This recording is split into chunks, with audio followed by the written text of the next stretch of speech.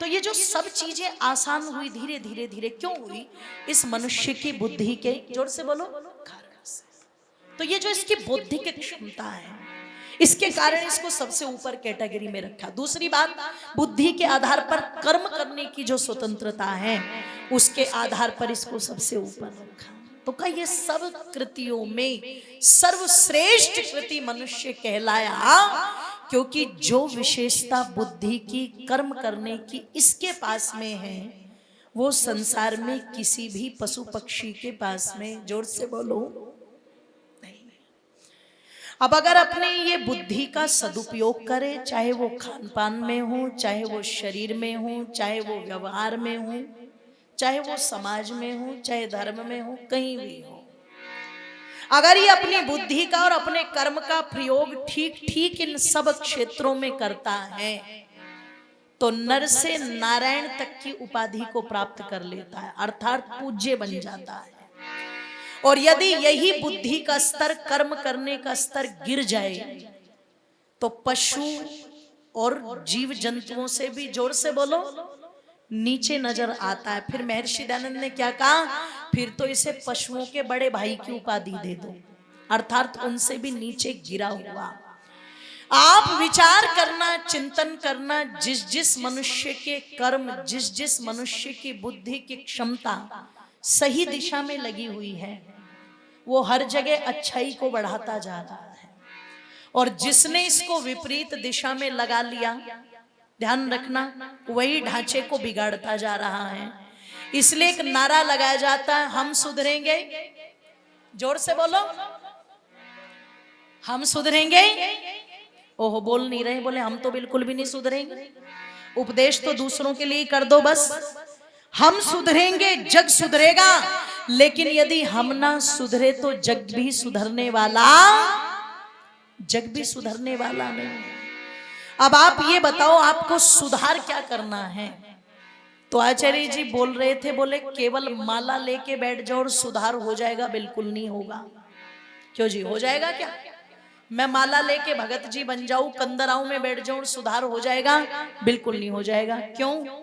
इतिहास में वर्णन आता है, कहते हैं गुरु गोविंद सिंह को पता लगा, और क्या पता लगा?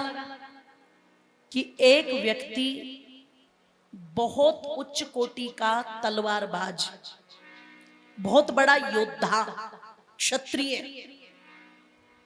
लेकिन इन दिनों पहाड़ों में बैठ करके माला लेके भजन कर रहा है। गुरु गोविंद सिंह ने कहा, क्यों भजन कर रहा है? बोले एक दिन जंगल में गया और जंगल में धनुष बाण का परीक्षण कर रहा था। एक दिशा से आवाज आई, उसने तीर खींच करके मार दिया, और जब तीर खींच करके मारा मेरी माताओं बंधुओं, तो वो एक हिरनी को लग गया। कहते हैं हिरनी को तीर लगा, हिरनी तो मर गई, पर वो गर्भवती थी।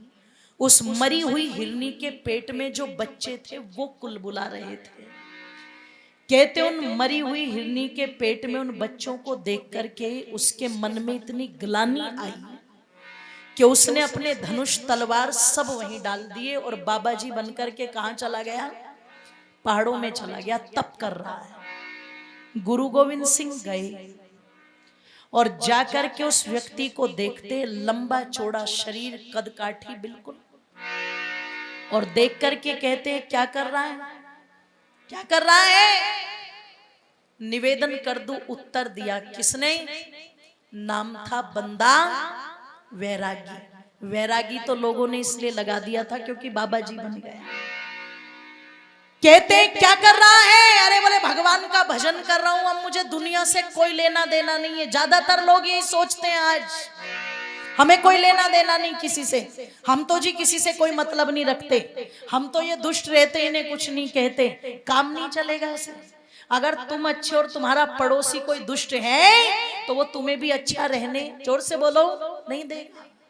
बोले मुझे अब तो दुनिया से कोई लेना देना नहीं, मैं तो भगवान की भक्ति कर रहा हूँ, भजन कर रहा हूँ। जब ये कहा तो मैं निवेदन कर दूं मेरी माताओं, गुरु गोविंद सिंह ने एक बात कही थी, तेरे देश की बहन बेटियां आग के सामने खड़ी हैं, अग्नि में कूद रही है, छोटे छोटे दुधमुहे बच्चों को मुगल भालों की नोक पर रखते हैं, गौ माता की गर्दन कटती है और प्रतिदिन कितने लोगों का धर्मांतरण हो रहा है।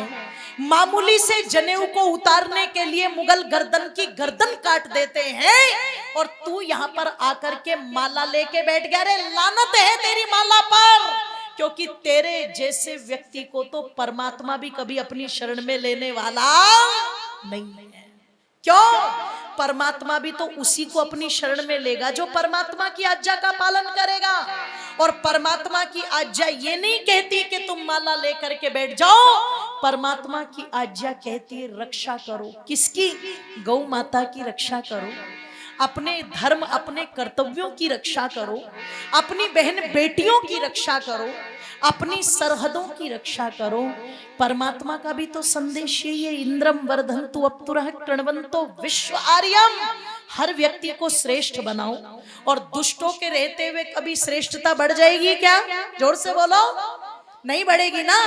अगर श्रेष्ठता को बढ़ाना है तो दुष्टता को मिटाना पड़ेगा, और अगर दुष्टता को मिटाना पड़ेगा तो उसके लिए हिंसा भी करनी। जोर से बोलो, कनीना आ जाना आप लोग 28-29 तारीख को। कनीना में हम सुनवा देंगे कि माना हमने ये अहिंसा चंदन की कस्तूरी है। अरे माना हमने ये अहिंसा चंदन की कस्तूरी है, पर दुष्ट नहीं माने तो हिंसा बहुत जरूरी है। हम सारस्वत मोहन मनीषी जी के मुंह से ही सुनवा देंगे। आप विचार करना, गुरु गोविंद सिंह ने ऐसी अग्नि फूकने का काम किया, बंदा वैरागी तुरंत खड़े हो गए। और इतिहास जानता है कि मुगलों को नाको चने चबा दिए थे। ध्यान रखना। निवेदन कर दूं आप लोगों के सामने, केवल माला लेकर के बैठना परमात्मा की भक्ति नहीं है। आप जहां हो अपने कर्तव्य का पालन अगर ठीक ठीक ईश्वर के अनुकूल कर रहे हो तो यही क्या है? परमात्मा की, जोर से बोलो, भक्ति। इसलिए आओ हम परमात्मा की भक्ति करें मिलकर के। और कैसे करें? तो महर्षि दयानंद कहते हैं उसकी आज्ञा का पालन करके करें। और ईश्वर की आज्ञा क्या है? ईश्वर की आज्ञा क्या है? पवित्र कर्मों का करना। इसलिए अंत में चंद पंक्तियां कह दूं।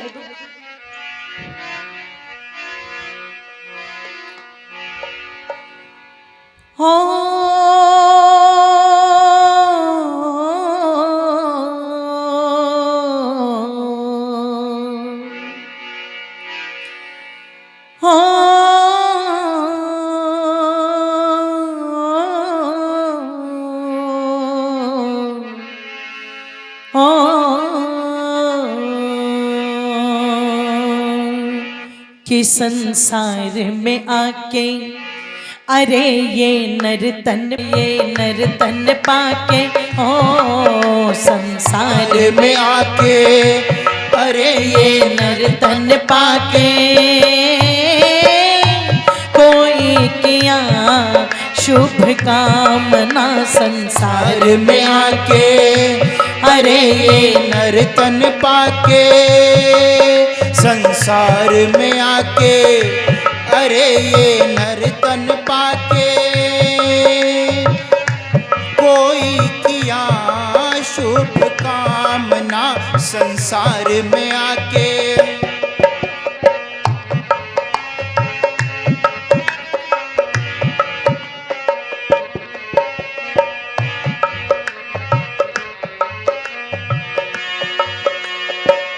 कोई शुभ कर्म पहले जन्म में कमाया है, कोई शुभ कर्म पहले जन्म में कमाया है, मानव का चोला जिसके बदले में पाया है, मानव का चोला जिसके बदले में पाया है, कोई शुभ कर्म पहले जन्म में कमाया है, मानव का चोला उसके बदले में पाया है, यूं ही ठोकर खा के अरे ये उम्र बिता के हो यूं ही ठोकर खा के, अरे ये उम्र बिता के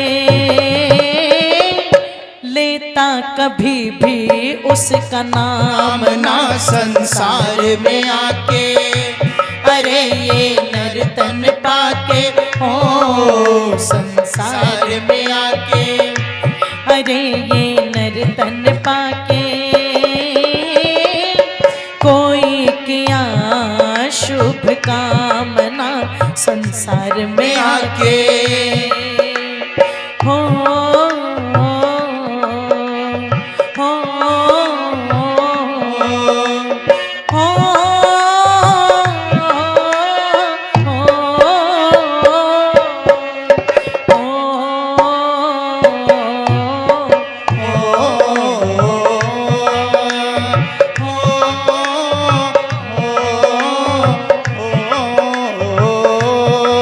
संसार में आके, अरे ये नर तन पाके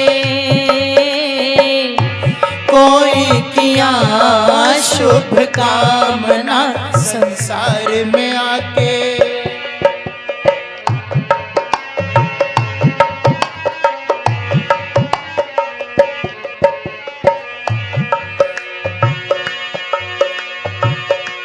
मन में जो आए वही करे मन मानिया हो हो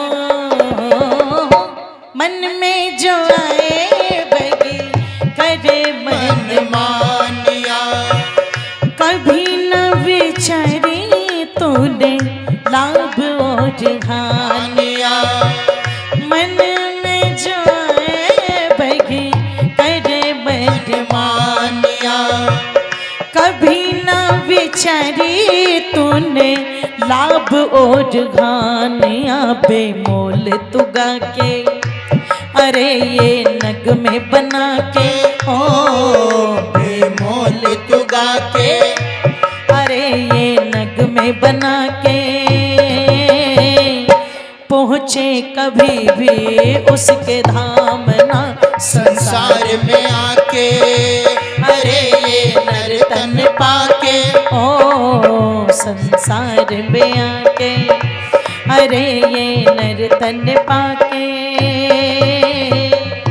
लेता कभी भी उसका नाम ना कोई किया शुभ कामना, पहुँचे कभी भी उसको धाम ना लेता कभी भी उसका नाम ना लेते कभी भी उसका नाम ना कोई किया शुभ कामना कोई किया शुभ कामना कोई किया शुभ